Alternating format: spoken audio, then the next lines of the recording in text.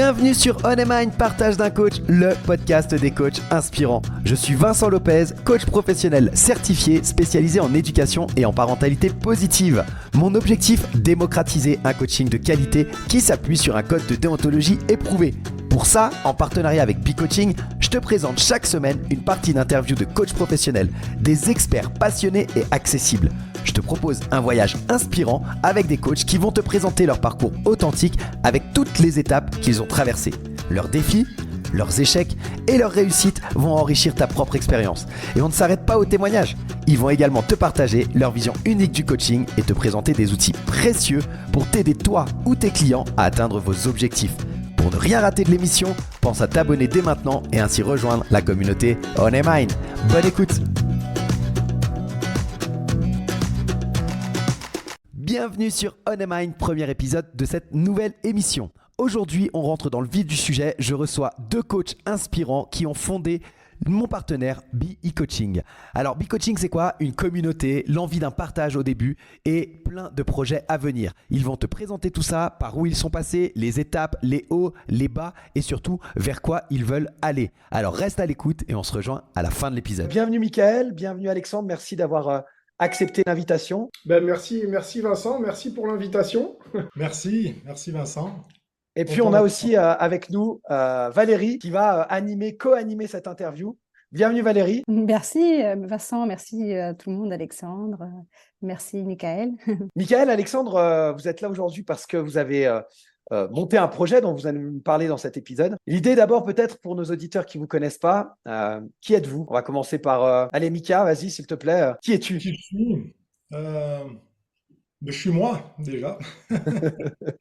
Donc Mickaël, je suis cadre dans un grand groupe industriel français. Et parallèlement à ça, j'ai plein de vies en une seule. Voilà, très, très actif, très passionné par beaucoup de choses. Par la nature, par les abeilles, voilà, d'où le lien avec Bee Coaching.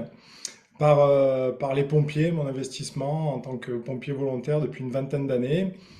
Et qu'est-ce que je peux te dire d'autre sur moi que j'aime me challenger, j'aime les défis. Et cette aventure est un super défi que je partage avec Alexandre. Moi, je suis Alexandre Mignari, j'ai 43 ans, je vais dire 42, mais non, ils sont passés. J'ai papa de deux petites filles, 10 et 12 ans, je suis marié, j'habite dans le sud de la France, pas très loin de mon acolyte. Ça fait une quinzaine d'années que je suis chef d'entreprise dans le monde du digital et de la communication. Donc tout ce qui est création de sites, tout ce qui est conception graphique, etc. J'accompagne beaucoup d'entreprises dans leur communication et dans leur développement depuis un certain nombre d'années. Et j'accompagne également les équipes commerciales que j'anime aussi dans leur succès et dans le développement de mes structures. Et très heureux d'être parmi vous ce soir là pour vous parler de cette belle aventure qu'on a lancée avec mon Mika il y a quelques mois de ça maintenant. Et voilà, c'est un nouveau bébé qu'on est en train de mettre au monde. Complètement. Superbe, extra. Valérie, quelques mots sur toi? Moi, je suis journaliste de formation et de métier depuis grosso modo 18-20 ans. Et je suis devenue coach depuis un an, spécialisée dans le leadership et dans la transition professionnelle. Et donc voilà, j'ai eu la chance de rencontrer Alexandre et Mickaël pendant notre formation. Donc c'est super. J'ai découvert leur plateforme qui m'a donné beaucoup d'idées. Donc je suis contente de les avoir rencontrés. Est-ce que, Alex, tu pourrais nous décrire ton acolyte? C'est toi qui sens, en fait. C'est toi qui vas nous dire ce que tu en penses. Tu pourrais nous dire tout ça. Ouais, écoute, avec plaisir, ouais, c'est exercice intéressant. Attention, pour les auditeurs du podcast, vous n'avez pas les vidéos, elles seront disponibles. Je vous dirai tout ça à la fin de l'épisode. Mais là, Mika, il a un peu peur. Là. Il se tient le visage. Il a un peu peur de ce qui va se passer.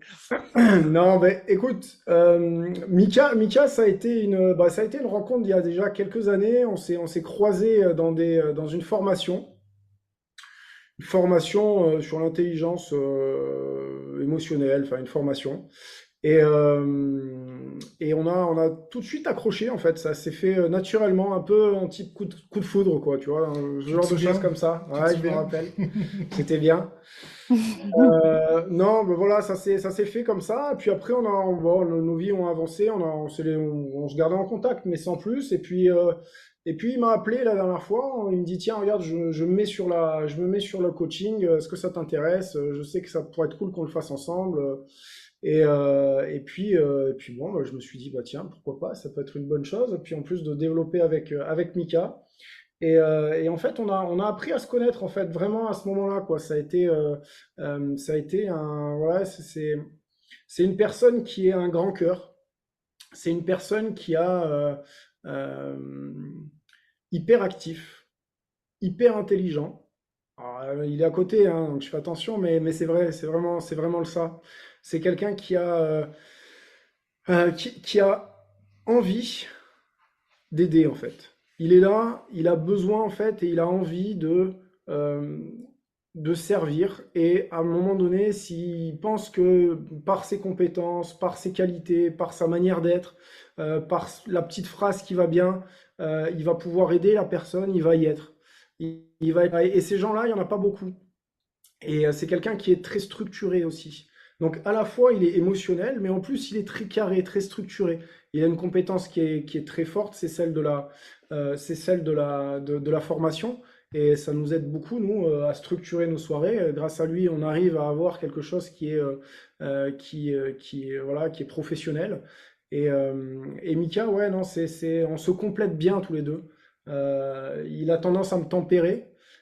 J'ai tendance des fois à le titiller, mais on se complète bien tous les deux. C'est un bel équilibre. Et c'est vraiment une belle rencontre. Et enfin, je suis content, moi. Vraiment.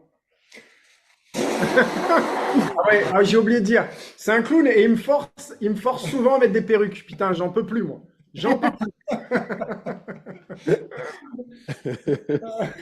Ah là là. Et toi, Mika, alors, après toutes ces belles paroles, qu'est-ce que tu aurais à dire sur ton acolyte? Qu'est-ce que je pourrais dire sur Alex? Bah, la rencontre, c'est vrai que ça s'est fait comme ça. Moi, c'est quelqu'un que j'ai décelé à la première rencontre, aux premiers échanges. Je me suis dit, il y a quelque chose de beau à faire avec cette personne parce que c'est une belle personne. Et je lui avais dit d'ailleurs, bien avant qu'on fasse Coaching, je lui ai dit, j'ai dit, Alex, il faut qu'on crée quelque chose ensemble. Ouais. Donc on avait déjà un projet. Moi, j'avais déjà vu une projection très lointaine avec lui. Et puis, Alex, c'est quelqu'un qui est passionné par le développement personnel. Il a un parcours dans le développement personnel, il se connaît très très bien, il analyse très très bien les autres, il sait très bien s'appuyer sur les bonnes personnes. C'est quelqu'un qui est très orienté réseau, euh, public relation, voilà. En plus, il a une belle gueule, je peux rien lui refuser, quoi. Déjà, tu le regardes, il sourit, t'es séduit, quoi. Même si, voilà, je ne pourrais pas le satisfaire, mais bon, on est séduit sur ce côté-là. Après, c'est quelqu'un qui est beaucoup dans la générosité, voilà, il va toujours être là, toujours être disponible, quelqu'un qui est dans le besoin. Et ça, c'est ce côté où est-ce qu'on se calibre vraiment Ouais. bien. Il a 10 000 vies en une, voilà, il n'arrête pas, il est comme moi, il est hyper actif. Mm. Et, euh, et après, ce qu'il a aussi ce qu'il a en grande compétence, et quand il dit qu'on se complète, c'est exactement ça. C'est que c'est quelqu'un qui est visionnaire et qui est orienté action, voilà, action, efficacité. Et ça, c'est ce côté qui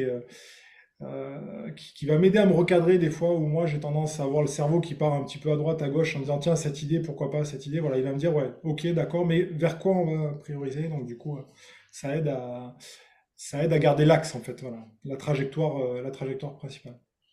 En fait, beaucoup de points communs, en fait. On a beaucoup de points communs, et c'est ce qui fait, en fait, le succès d'une relation, hein, que ce soit une relation amoureuse, d'entreprise, amicale, n'importe. C'est ce qui fait, c'est les points communs, en fait, qui fait que ça se construit. Et c'est vrai que, naturellement, on a des points communs, on a des divergences, mais qui se complètent. Donc, il y a un vrai, c'est comme, j'ai l'image, hein, d'un rouage, en fait, où vraiment il y a des creux, il y a des pleins, et derrière, en fait, c'est fait que ça fonctionne bien. et que c'est naturel. Mm. On se force pas en fait, ça se fait naturellement. On se force pas et souvent, très souvent, c'est bizarre à dire, mais très souvent on se le dit entre nous quand on débrief sur un événement. Mais de toute façon, je sais que tu vas me suivre. Et en fait, c'est ça. En fait, on propose à l'autre l'idée et l'autre, on sait qui suit. Donc on se connaît tellement bien malgré une amitié qui est pas une amitié De longue date, ouais, extrêmement longue en date. On se connaît tellement bien qu'on sait comment l'autre peut anticiper une décision en fait. Donc du coup, voilà, ça aide à bien explorer toutes les pistes pour pouvoir proposer la décision mieux possible. Voilà, vous avez eu nos déclarations d'amour. C'est quand le mariage? Ah, ça y est, hein, on l'a entamé, là. Ça fait bien un an, hein. C'est presque un an hein, qu'on est mariés, là. C'est bon, hein, on est passé devant le greffe. Pas devant la mairie, mais c'est devant le greffe. Hein. Non, non, on est bien mariés, là. Hein. C'est ça, vous êtes bien mariés. Pardon, Valérie, vas-y, vas-y. Non, je pensais, ils vécurent heureux et eurent plein d'abeilles. Et tu te rends compte, la production, quoi, ils sont à plus de 500 déjà en à peine un an, et c'est que le début. Ok, plus sérieusement, pour commencer, peut-être, voilà, allez-y, dites-nous de quoi on parle quand on parle de ce projet que vous avez monté il y a un an maintenant. Il y a eu l'anniversaire il n'y a pas très longtemps, finalement. Donc, qu'est-ce que c'est? Comment ça s'appelle? Voilà, dites-nous-en un peu plus. Allez, vas-y. L'idée, c'est qu'on a commencé avec Alexandre à être tous les deux en formation de coach. Donc moi, j'ai commencé en janvier, Alexandre a commencé en avril 2022 de la même année. Et puis, on s'est rendu compte que dans notre cursus de formation, il y avait un vrai besoin d'entraînement, un vrai besoin de réseautage, un vrai besoin de partage, de tisser des liens entre les gens. Et on a commencé rapidement à organiser une première soirée ensemble autour du coaching d'équipe. Et puis cette idée a vraiment plu, a énormément plu. On nous a demandé de la reproduire. Enfin, elle s'est fait 5 fois en tout. Et suite à ça, voilà, le petit groupe de pairs qui avait commencé au départ par une dizaine de coachs qui s'entraînaient a grossi, a grandi, s'est développé autour de différentes thématiques autour du coaching, donc de la pratique autour du coaching d'équipe, autour du fishball, du co-développement, voilà, différentes techniques, de la pratique d'outils, de la rencontre avec des référents en coaching. Et puis voilà, aujourd'hui, voilà, un an après, on a passé le cap des 500 personnes sur la communauté. Alors, quand on parle de communauté, c'est avant tout une aventure un peu folle parce que la communauté, c'est un WhatsApp en fait. Aujourd'hui, c'est animer un WhatsApp à 500. Autant vous dire que c'est pas simple. Et grâce en fait à beaucoup de personnes hein, qui nous ont rejoints aussi et pas mal de coachs, hein, de co-coachs comme on les appelle, qui étaient au tout début, comme Valérie, comme toi Vincent notamment, de se dire tiens on a structuré, on a aidé un petit peu à, à faire évoluer on va dire cette communauté qui se gère par un WhatsApp avec voilà avec différentes soirées comme l'expliquait Mika, différents événements comme l'expliquait Mika. Et ça a été vraiment aussi une aventure commune, c'est-à-dire qu'il y a beaucoup on nous a beaucoup challengé en fait. À chaque fois, on a répondu à un besoin. Donc, on a commencé notre propre besoin, c'était comme le disait Mika, s'entraîner. Mais finalement, on a répondu à ce besoin-là auprès d'autres personnes. Et puis, d'autres personnes se sont dit, tiens, j'ai d'autres besoins. J'aimerais développer tel outil. Ok, très bien. On va regarder s'il n'y a pas des gens qui développent cet outil. Donc, on les a fait venir. Et puis, au fur et à mesure, on a structuré. Et là, maintenant, on est en train de lancer. On va passer d'un WhatsApp à une plateforme numérique qui est en développement, qui est en fin de développement. Encore quelques jours, quelques semaines peut-être, pour voir le jour et être lancé au grand jour dans peu de temps. Et j'ai une question justement, vous qui connaissez, qui avez fait votre benchmark justement de ce type de plateforme qui est assez novatrice finalement, n'est-ce pas? Comment vous avez fait pour vous distinguer, vous, de tous les autres? Parce que voilà, vous avez quand même, il faut préciser, tu l'as dit tout à l'heure, vous avez passé un cap avec tous ces gens qui vous suivent. Comment tu fais alors pour cartonner, entre guillemets, comme ça? Comment vous faites tous les deux?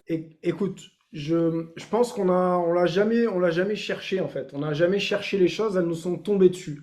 À un moment donné, il disait, hein, on a commencé, on était 10 sur un groupe WhatsApp. Mika en avait 10, j'en avais 10, on les a regroupés. Puis finalement, après, ça on en a parlé un petit peu, on est monté à une cinquantaine. Et puis après, on est venu dans un webinaire et puis on est passé à 150 d'un coup. Il a fallu qu'on gère et puis de 150, ça s'est fait progressivement comme ça.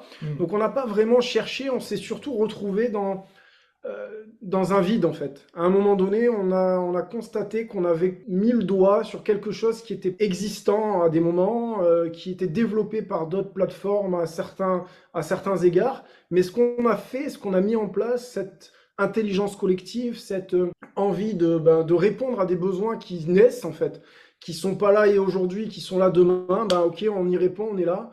Ben voilà, c'est un peu ça qui a fait que c'est un peu malgré nous pour l'instant. On verra bien où ça va, hein. Pour l'instant, c'est une aventure qu'on partage, c'est une aventure qu'on kiffe parce que c'est des bons moments qu'on a avec tous les deux et puis avec plein de personnes. Et voilà, donc on l'a fait un peu malgré nous jusqu'à présent, quoi. On n'a pas tellement benchmarké en fait. Après, ce qu'on peut dire aussi, hein, pour tout vous dévoiler, c'est qu'on a quand même deux personas un petit peu atypiques qui attirent, qui font fédérer les gens autour de nous. Parle de moi là. Bien sûr, bien sûr, bien sûr. Deux personnages. Deux personnages jeux, voilà, un petit peu atypiques qui aident à justement être sérieux sans se prendre au sérieux. Voilà, je pense que un des atouts que l'on a, c'est ça, c'est qu'on a la facilité avec Alexandre d'être à l'écoute de la communauté, de ses besoins, d'être très agile aussi pour pouvoir s'adapter et répondre à un besoin.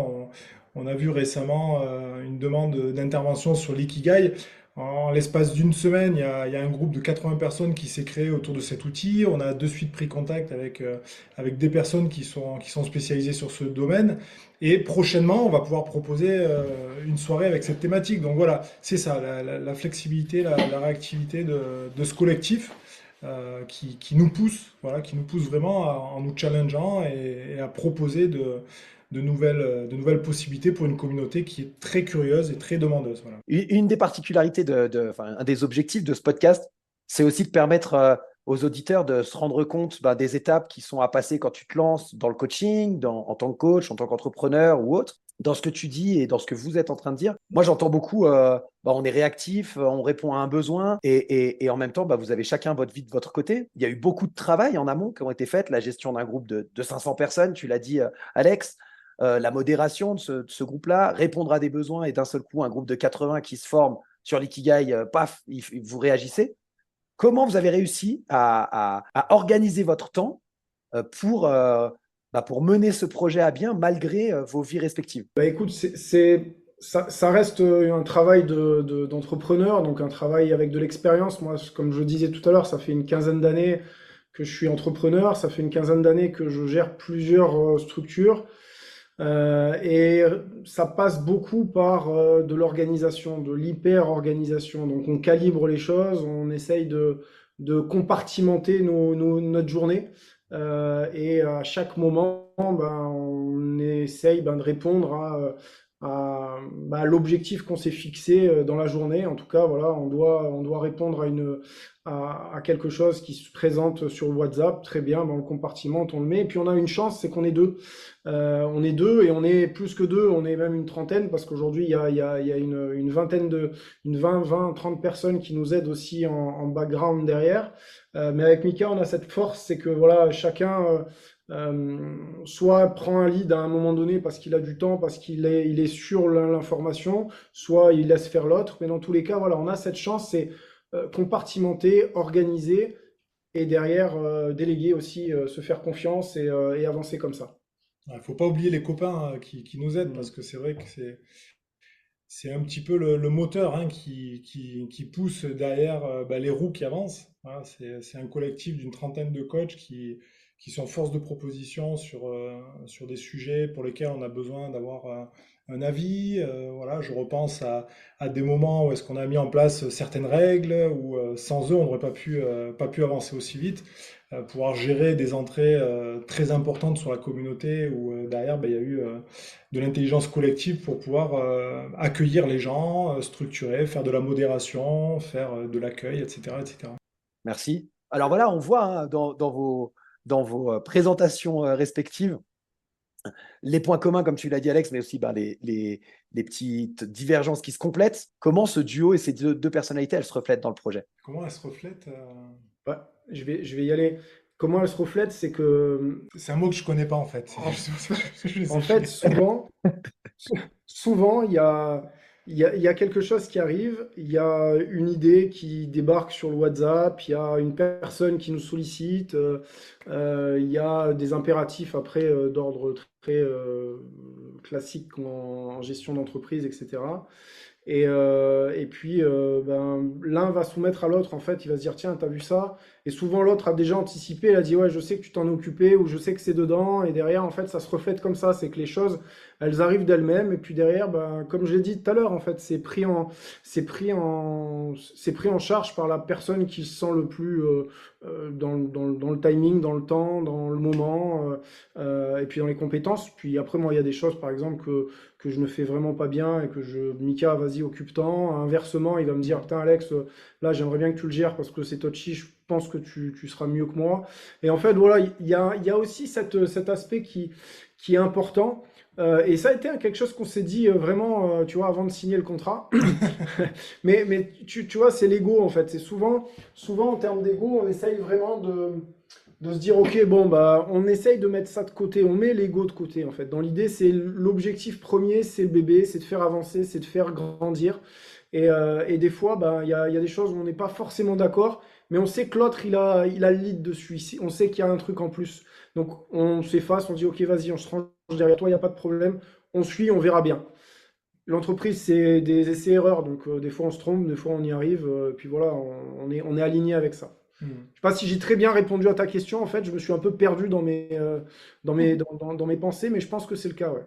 Non, c'est très clair, c'est très clair. Mika, ça te va comme réponse ou on cut et on recommence? J'aurais dit mieux que lui. Je laisse. Non, très bien. Non, ouais, c'est ça. Hein. C'est la flexibilité, la complémentarité, l'affinité par compétence aussi. Tu vois, voilà, ça c'est aussi ce qui aide vraiment, c'est qu'on connaît bien, on sait bien ce que l'autre aime bien faire et là où il est bon. Donc du coup, naturellement, on le laisse faire ce qu'il pense faire quand il est dans la bonne voie.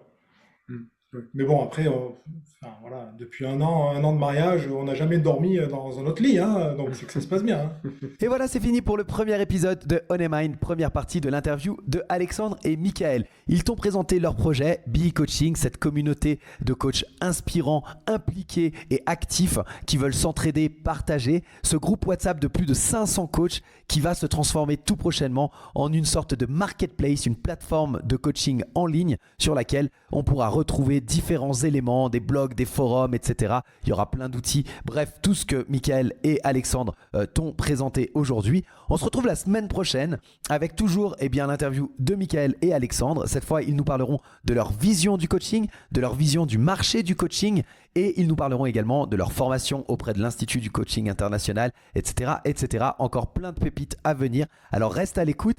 Si cet épisode t'a plu, je t'invite à le partager, à en parler autour de toi et surtout, si tu as la possibilité sur ta plateforme d'écoute de mettre des commentaires, c'est vraiment là que ça aide le plus le podcast à remonter et à se faire connaître. Voilà, je te remercie. J'espère que ça t'aura plu. Comme tu as pu le voir, on a fait un format assez court pour ces épisodes de façon à ce que tu puisses un peu les snacker. Alors, on est sur 20-25 minutes. Peut-être qu'on raccourcira par la suite, je ne sais pas encore. En tout cas, on ne fera pas d'interview d'une heure ou d'une heure et demie d'un seul bloc. Il y aura peut-être la possibilité pour les personnes qui le souhaitent d'avoir l'interview d'un seul trait.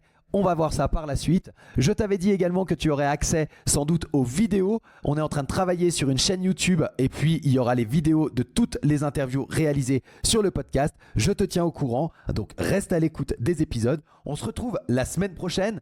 Je te mets dans la description le lien vers le code de déontologie ICF que nous avons cité et puis tu auras le lien de la plateforme dans un des prochains épisodes. À très vite.